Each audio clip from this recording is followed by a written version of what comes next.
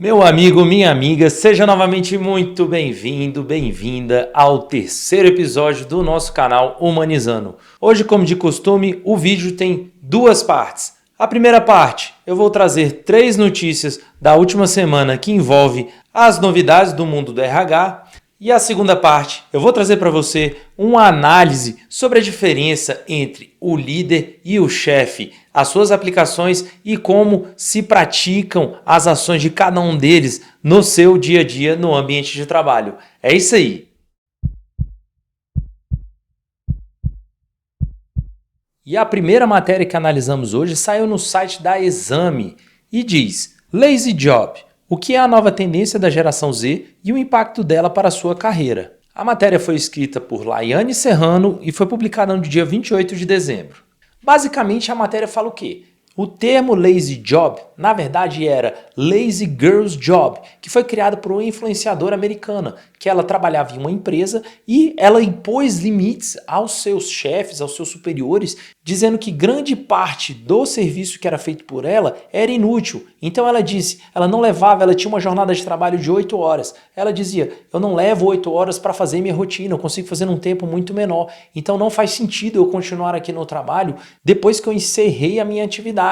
E também não faz sentido eu perder tempo de deslocamento da minha casa até o trabalho, sendo que o meu trabalho eu consigo fazer 100% remotamente. Então ela pediu demissão desse emprego e começou a liderar um movimento Lazy Girls Job, que basicamente é você indicar ao seu contratante, ao seu subordinado, à empresa que você trabalha, quais são os seus limites. Às vezes você não impõe os seus limites, a empresa exagera, causa um estresse excessivo, um burnout, às vezes um turnover, você pede demissão, às vezes uma atividade até que você gosta, você se sente bem fazendo isso, mas quando não existe um respeito dos limites, você acaba tendo uma ruptura daquela condição de trabalho. E aí você tem vários problemas, pode ter problema psicológico, demissão, às vezes tem até problemas de burnout. Essa nova tendência da lazy job, que depois ela generalizou para os homens e para as mulheres também, ela é uma nova tendência, principalmente na geração Z.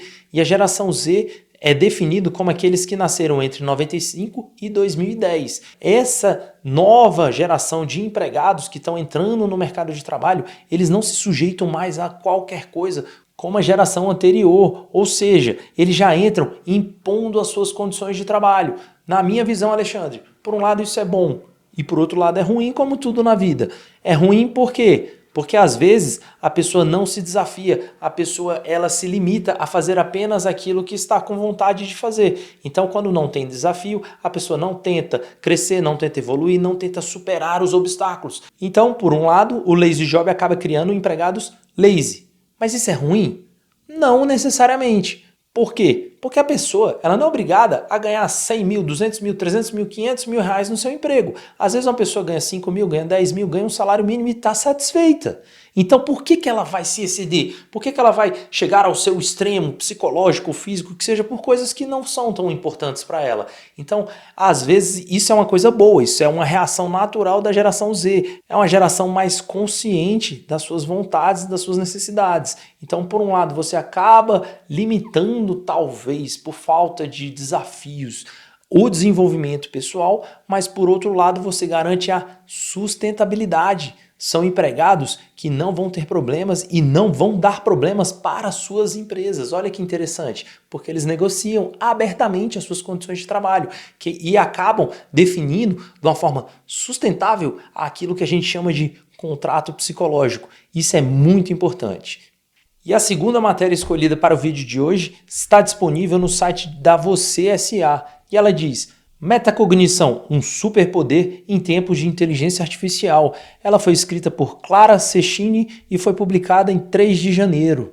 A matéria basicamente fala o seguinte: ela fala que num primeiro momento a inteligência artificial ela ameaçava os empregos das pessoas e algumas pessoas que acabaram ficando um pouco com medo achavam que a inteligência artificial ia ser uma inimiga ao médio e longo prazo. Só que o que acontece? Algumas outras pessoas já estão entendendo e estão conseguindo interagir de uma forma até cognitiva com as ferramentas de inteligência artificial. E essa matéria basicamente fala isso.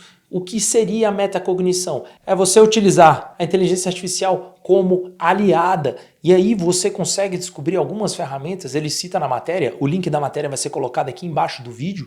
Ela cita algumas ferramentas que inclusive trazem conceitos, trazem ideias e trazem um embasamento teórico científico, falando de onde veio aquilo, como foi feita a construção do raciocínio. E isso traz insights maravilhosos para pessoas que estão conseguindo utilizar essa ferramenta como aliada nas etapas de criação e de resolução de problemas principalmente.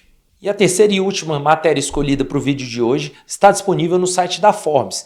5 grandes desafios da geração Z no trabalho. Essa matéria foi escrita por Mark Travis e foi disponibilizada no dia 30 de dezembro.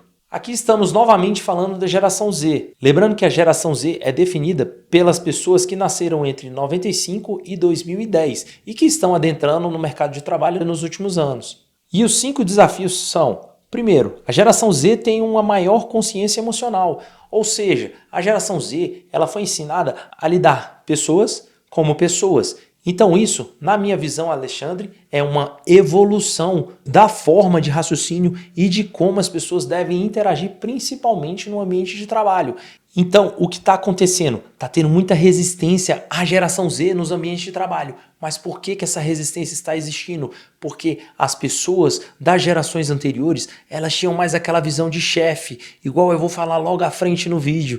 Era mais comando e controle. Então, as pessoas mais humanizadas, a geração Z, na minha visão, ela é mais humanizada do que as gerações anteriores. Ela está mais preocupada com o lado emocional das coisas. Então, como elas estão mais preocupadas e têm mais consciência das emoções, elas não se sujeitam a qualquer coisa. Então, elas conseguem impor seus limites de uma forma mais natural. E isso acaba sendo ruim para as pessoas que lidavam com o ambiente de trabalho nas gerações anteriores, comando e controle, e para os chefes tradicionais. Mas isso, na visão dos líderes, é fundamental e é fenomenal, porque esse lado humano é o que está fazendo as empresas crescerem. O segundo desafio basicamente são estilos de comunicação diferentes. A matéria fala que a nova geração fala de uma forma diferente, mas é lógico que fala de uma forma diferente, assim como a geração anterior falava de outra forma e a geração anterior da anterior falava de outra forma. O que você tem que fazer? O ser humano tem uma capacidade absurda de adaptabilidade, então você se adapta. É simples. Tem que entender, tem que ouvir, praticar a escutativa e entender o que essa geração nova traz de novo para a gente. E isso é muito bom e enriquecedor, porque visões de vida diferentes, pensamentos diferentes agregam muito valor às empresas. O terceiro desafio é exatamente uma ausência de feedback. Como a geração Z já é uma geração da época informatizada, você tem celular, redes sociais, é tudo muito rápido, você acaba tendo uma maior ansiedade nessa geração. Então, logicamente, eles não esperam 1 ano, 2 anos, 3 anos, 4 anos por uma promoção e muito menos por um feedback. Em alguns casos, se o feedback não for dado no mesmo dia, a pessoa fica frustrada. Essa ausência de feedbacks é um grande desafio enfrentado pela geração Z. O próximo desafio, que é mais ou menos parecido com os desafios anteriores, são valores desalinhados. Novamente, gerações diferentes, valores diferentes, visões de vida diferentes. Esse desalinhamento da geração Z aos valores que existiam nas gerações anteriores, e quando você entra em algumas empresas, empresas tradicionais, empresas mais antigas, a chefia nessas empresas geralmente são as gerações anteriores. Então o que acontece? Você acaba tendo um choque de valores e choque de cultura. E esse é um desafio a ser superado pela geração Z. E o quinto e último desafio, que está muito alinhado com a outra matéria que a gente comentou há pouco, eles entendem que o ambiente de trabalho está desalinhado às suas expectativas. Novamente, a geração Z é uma geração empoderada, ela entende o que ela quer e ela negocia com a empresa, o ambiente de trabalho, as suas condições. Geralmente tem altas exigências e as empresas não estão muito preocupadas em atender essas exigências. E é por isso que a gente está tendo muito problema com a geração Z, porque as empresas elas não estão se esforçando tanto para adaptar e atender às suas necessidades. E como é uma geração ansiosa, uma geração rápida, se você não atender às suas expectativas num curto prazo, ela sai. Simples assim. Esses são 5 desafios. E chegamos à parte 2 do nosso vídeo de hoje. Você sabe a diferença entre o chefe e o líder? Será que um é o bandido e o outro é o mocinho? Vamos entender a diferença entre eles. Vamos lá. Basicamente, qual a diferença entre o líder e o chefe? O líder, ele basicamente dá autonomia para os seus subordinados agirem no seu cotidiano. Não quer dizer que o líder é o bonzinho e o chefe é o mauzão. Tudo depende do que se é feito naquele ambiente de trabalho. Já o chefe, ele costuma dar menos liberdade para o seu subordinado. É uma questão mais hierarquizada, dá menos autonomia, é mais comando e controle, como bem dizia aquelas práticas tayloristas do século passado. Mas será que o chefe é tão ruim assim e o líder é às mil maravilhas?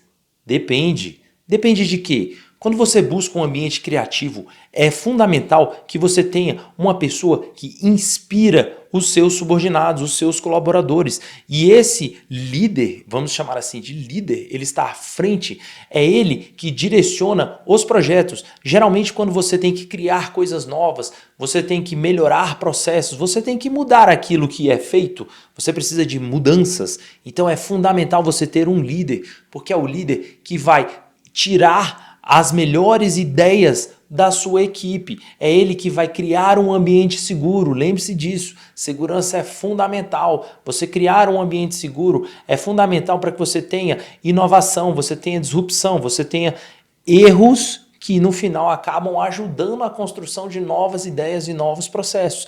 Então o líder, ele vai criar as melhores condições possíveis para a sua equipe trabalhar. Já o chefe, ele funciona de outra forma. O chefe basicamente é comando e controle. O chefe, ele é responsável por ver se um processo está funcionando normalmente, se ele está rodando. Vou dar alguns exemplos.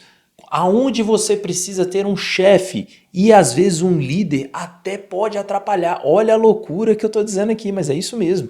Dependendo do ambiente, o líder pode atrapalhar. Aonde você tem que ter um chefe?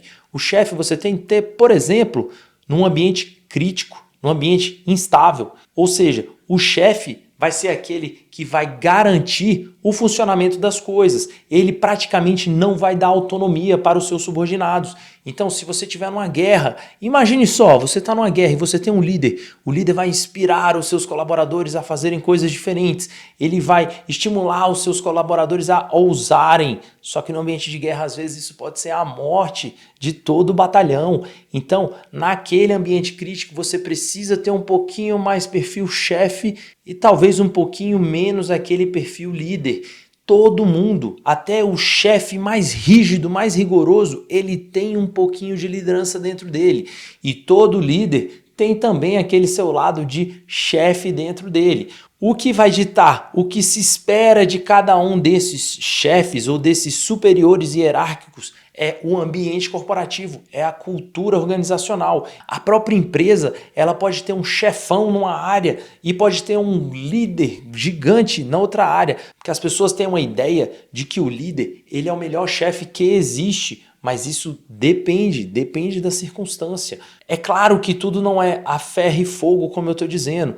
O líder também, ele cuida do lado humano, ele cuida do lado emocional, coisas que às vezes o chefe não pensa muito, porque o chefe ele só pensa em produtividade. Às vezes você está numa linha de produção e por algum motivo específico, um dos componentes daquela linha não está performando o suficiente naquele dia.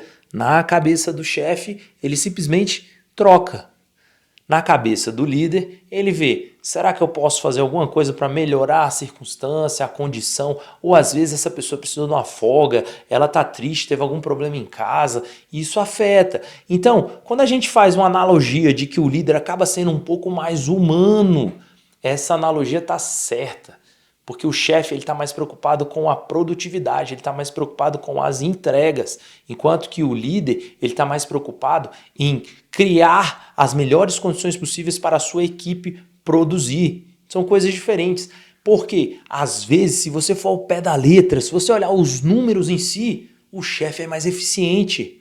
Olha que coisa doida, mas é isso mesmo. Quando você analisa no curto prazo, o chefe ele é mais eficiente. Só que o que acontece? O ambiente de trabalho com um chefe, ele se torna insustentável a longo prazo. Então você tem adoecimentos, você tem burnout. Então assim, é complicado. Eu diria para você, minha opinião, Alexandre, você precisa de um chefe? Sim, em curtos períodos de tempo e em momentos de crise. é fundamental você ter um chefe. Às vezes uma pessoa de pulso firme, que toma a responsabilidade para si e que fala o que todo mundo vai fazer. Que é exatamente o exemplo que eu trouxe há pouco, um ambiente de guerra. É exatamente isso. Às vezes o chefe tem que falar, vamos para esse caminho, é assim que vai ser feito e sigamos.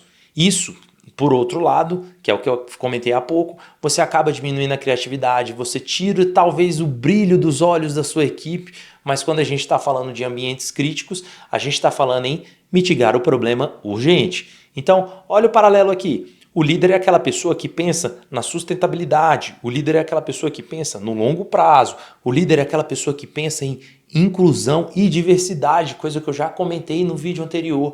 O chefe, ele não está muito preocupado em se esforçar para adaptar o colaborador a um ambiente que não lhe aceita do jeito que é. O que acaba acontecendo naturalmente? Um ambiente onde você tem uma cultura hierarquizada, uma cultura rígida, uma cultura de comando e controle, geralmente as pessoas são mais infelizes. As pessoas não criam, as pessoas não evoluem. O próprio líder, às vezes, ele boicota a sua equipe, porque ele não quer que a pessoa que faça a atividade A passe a fazer a atividade B, se não for determinado por ele. É comando e controle mesmo.